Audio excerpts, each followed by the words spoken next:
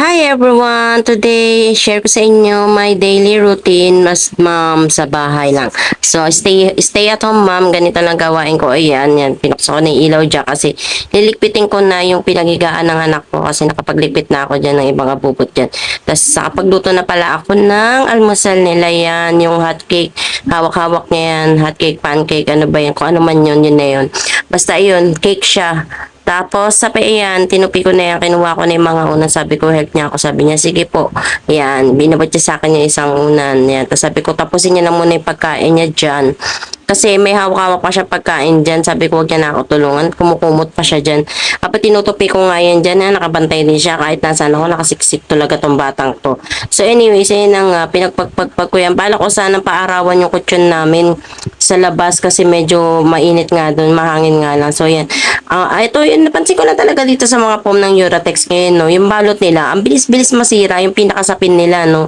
Ang bilis masira, napakanipis na. So, hindi gaya dati na ang tagal-tagal pa masira yung mga foam niya.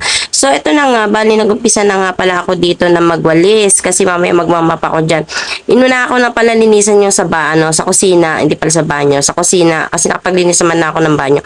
So, yan, inuna ko muna linisan yung sa kusina, inusog-usog ko po na yung mga nandiyan kasi may mga singit-singit na ano rin yan dyan dumi. Tapos, pati yung sa kwarto na iniga, kanina ng anak ko dyan sa loob.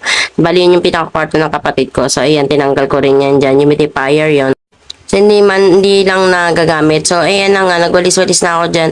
Yung linoleum nila dito, nakaangat na. So, parang, hindi na, ewan ko kasi, magaan yung linoleum na to, eh. So, tinanggal ko na rin to yung kabilang side, tapos binali ko na rin yan dyan, yung walisan ko. Syempre, nakat ko na yun, tapos winalisan ko din yung ilalim, pinakasulo, kaya kailangan kasi tanggalin yan dyan para hindi pa mahaya ng lamok. Kasi marami ng lamok ulit dito kay nanay, kasi nga gawa nung nagdipat kami mga gamit namin, kung saan-saan pa lang nakalagay. So, hindi pa kami nakakapagawa kasi bala kasi namin kasi sinabi kasi sa amin na palagyan na lang namin ng second floor to. So nag-iipon pa kami to, nag-iipon pa ang person para naman makapagpatayo kami ng second floor, tas yun yung magiging kwarto namin para medyo lumuwag-luwag na rin dito kay nanay, maaliwalas na rin. So anyways, nililipit ko na rin dito, inaagaran ko na lang din yung pagliligpit kasi nga pag hindi ko niligpit to, naku, magkakaroon talaga ng maraming lamok. So, ayan, ito. Pati itong working station na to, kung makikita nyo sa ibang mga crafting na ano ko, yung iba yung table na ginagamit ko. So, dito ako nagka-craft nun. Yan. So, ayan, niligpit ko na rin yan dyan. Ayan, maaliwalas na siya, diba? So, dito minsan ako nagka-craft. Kaya minsan pag nakikita ninyo, puti lang yung sahig na pinagpaanan ko. Ibig sabihin, dito ako nagka-craft nun. Yan. So, anyways, yan na nga. Nilinis ko na nga rin yan dyan kasi nga ang dami na rin ali-alikabok yan dyan. Tapos, nakita ko yung hairband sa tinrinay ko. Hindi ko alam, bagay ba sa akin na naka-hairband. Sinubukan ko lang din naman kung bagay ba sa akin kasi nga yan. Kasi ginapit ko yan yung buhok ko, diba? Nag-trip lang naman ako.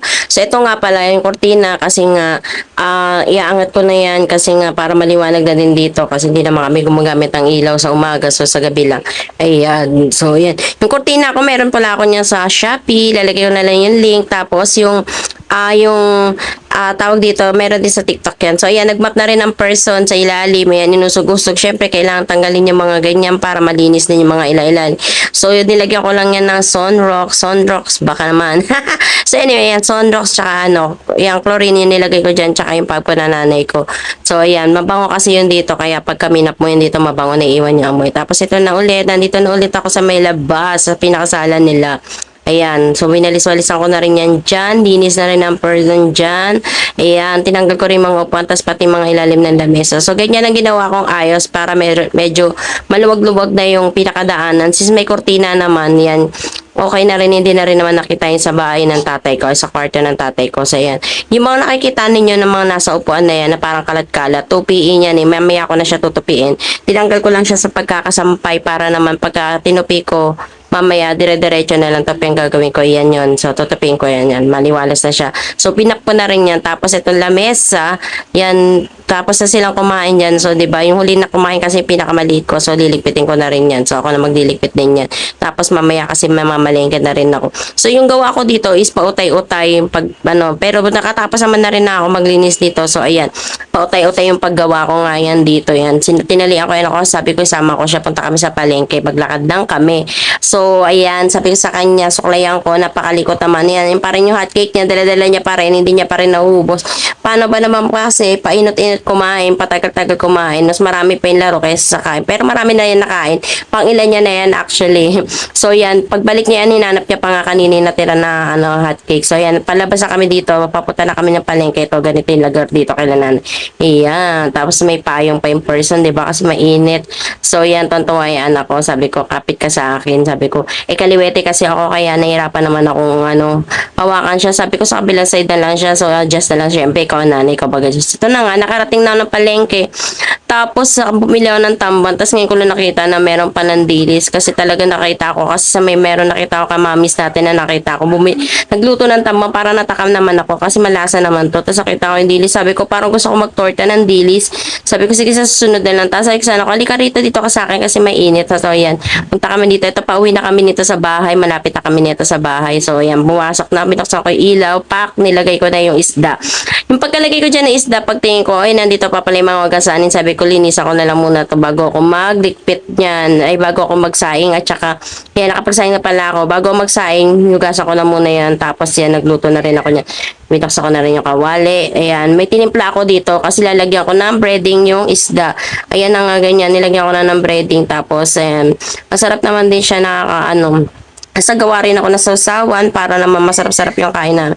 Yan, nakapagprito na rin ako niyan. Yan.